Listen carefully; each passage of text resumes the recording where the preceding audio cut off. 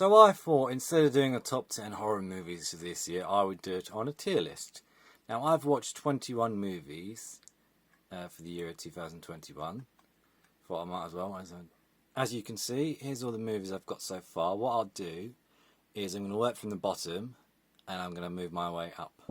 So we'll start with Prisoners of Ghostland. Now this movie was absolutely terrible. It had Nicolas Cage and it was kind of in this Japan, kind of Asian kind of setting. It looked like a really, really nice movie, but it was just so incoherent and it was just so like numb. There was no emotional weight in the movie. There's no characteristics. There was just nothing at all. And I absolutely hated it. Next up is one that I actually watched today, which is called Death Valley. I watched it on Shudder. It was a bit like Overlord and Feast. You kind of have the Feast creatures, but they're versing a military unit, and they're trying to save some scientists from these creatures. And it's just a really good movie. I actually really, really enjoyed watching it. So I'm going to put that in A tier. VHS 94. Now, most of the segments in VHS were kind of bland. You had the guy in the coffin, which was generic as hell. And then you had Ratma. Ratma was pretty good, actually. Then you had the rednecks just going about whatever. And that was kind of boring. I thought that was going to be a school shooting type thing, but thankfully it wasn't. And then you had the segment where the guy had kidnapped a girl and he was doing like these cybernetics, kind of experimenting on those people.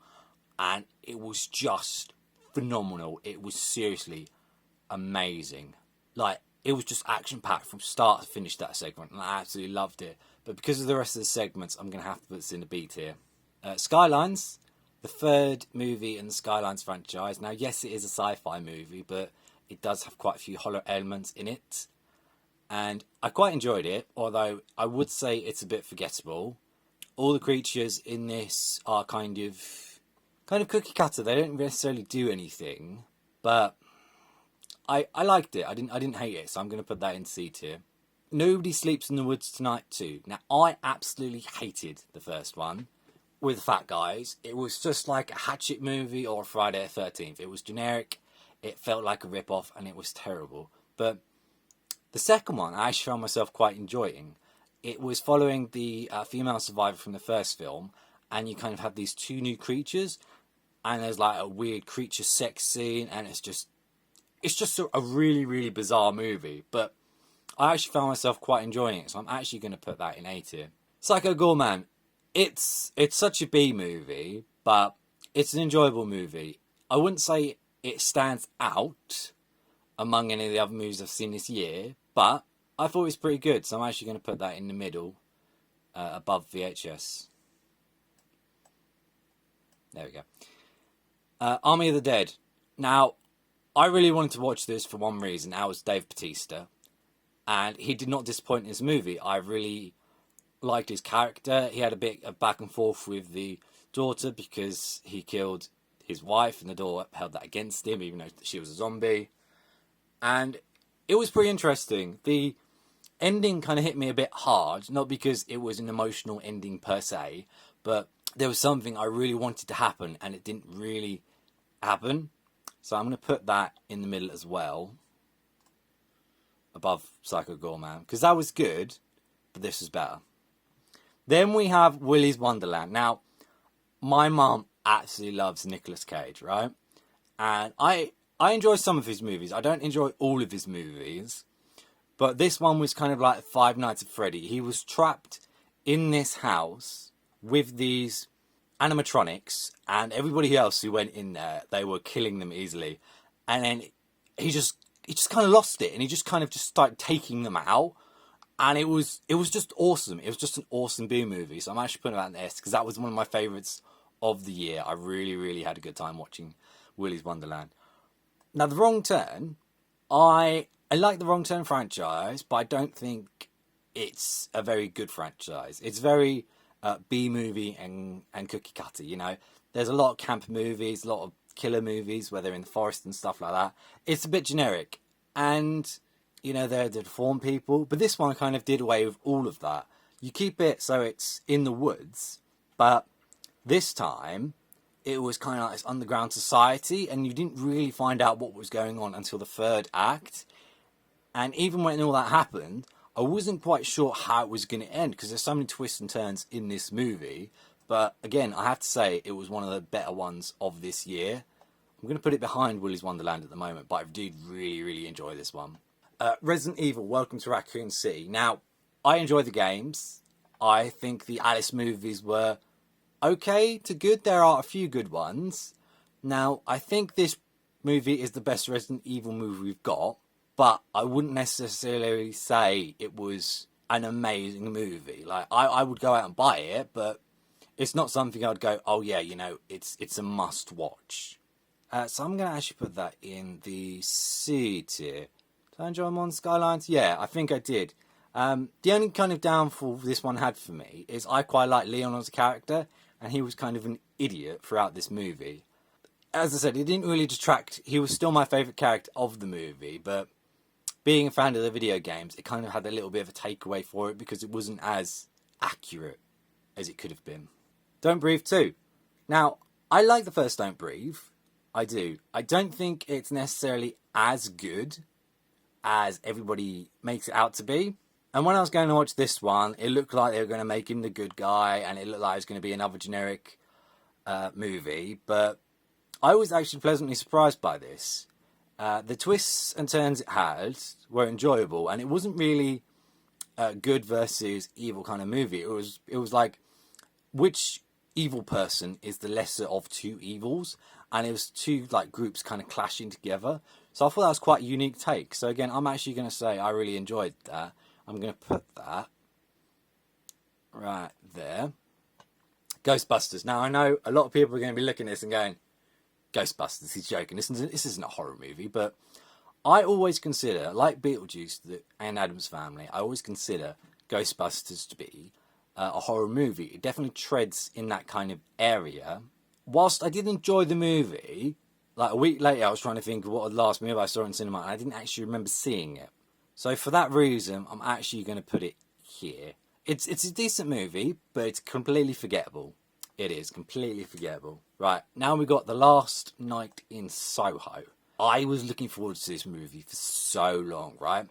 It was advertised as this girl possessing this girl from the past and going for her life and stuff like that.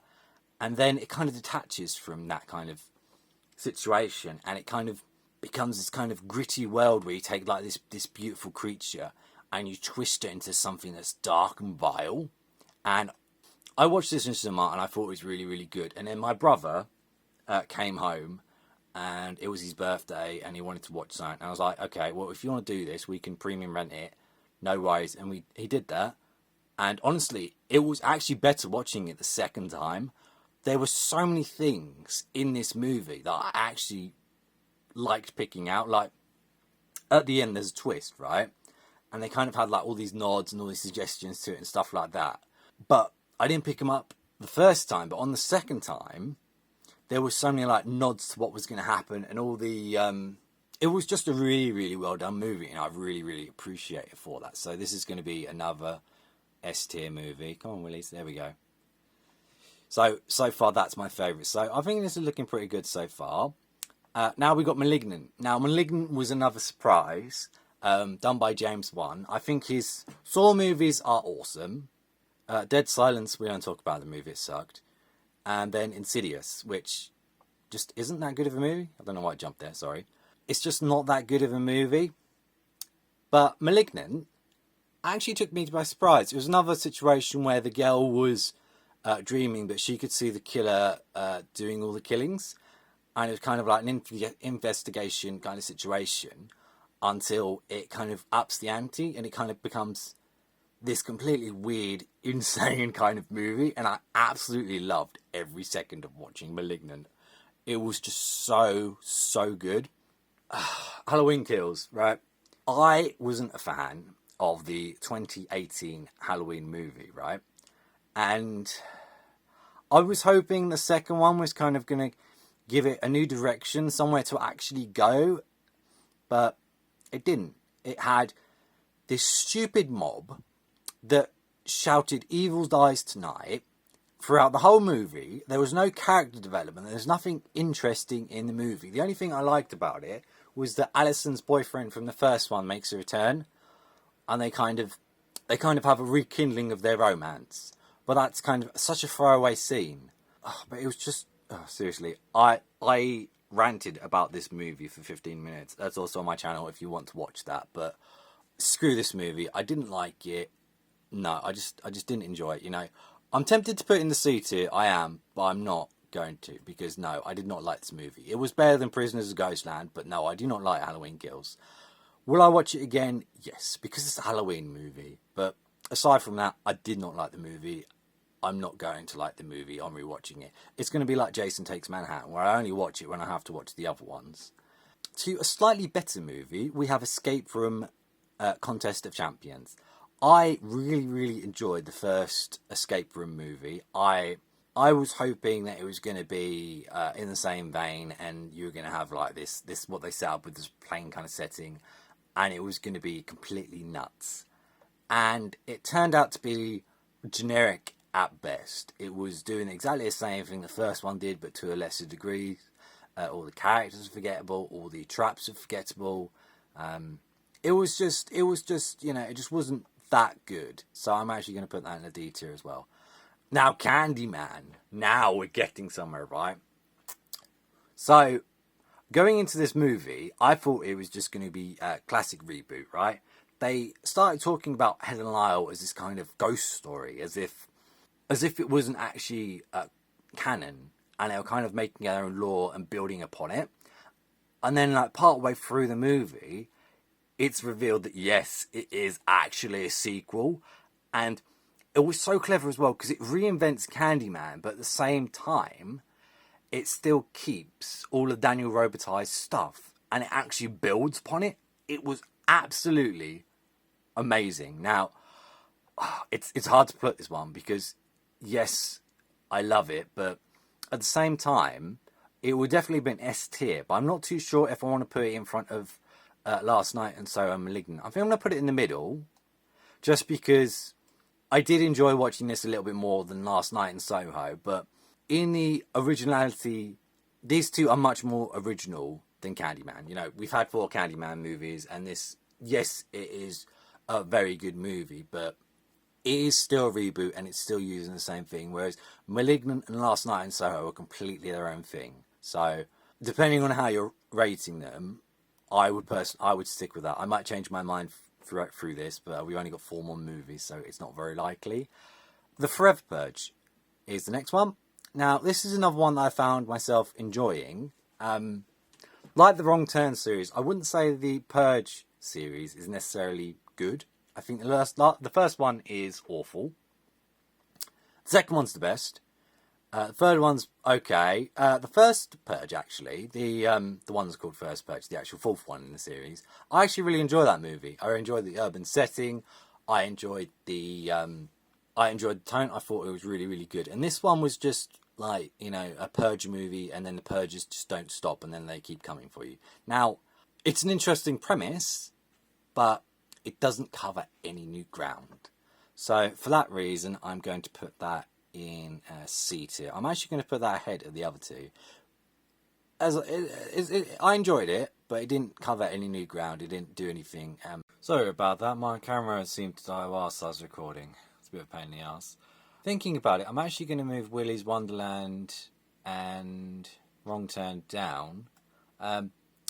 Just because I have enjoyed them, but unlike these 3, I watched all of these 3 at cinema, and then because I wanted to watch them again, I actually paid for a premium rental. Whereas I've bought both of these on Blu-ray, but I haven't necessarily watched them as yet. I haven't had that push. Whereas these, I just really, really wanted to see them again. So these are definitely in the S tier. So we've got 3 more movies to do. The Quiet Place 2. Now, I actually enjoyed The Quiet Place 2 more than the first one. I just thought the first one was okay. Now, this one is more of the same. So the storyline is more of the same. They're still trying to survive from the creatures. The family are trapped, and Cillian Murphy and the little girl have their own kind of adventure on the land, which is new territory. What I really liked about it was Cillian Murphy's character. He had dealt with a lot of loss throughout the movie, and he was basically trying to recapture his humanity. So I did quite enjoy that. So I'm actually going to put that in. I'm actually going to put that here in the middle. I'm actually going to move Ghostbusters down as well, because whilst I did enjoy it, especially for my favourite Ghostbusters to get a little bit of a push, that's Egon, by the way, there wasn't really that much to it. VHS is mainly staying up there because of that one segment, but I think this list is more accurate now. Spiral, I really enjoyed watching it the first time. I thought the twist they had was actually extremely clever. I personally didn't see it coming. My brother did when he watched it, but you know, it is what it is. Upon watching it for the second time, I have to say I didn't enjoy it as much as the first time. So I'm going to place this one. Actually, let's move some of these around. Let's move this one down as well.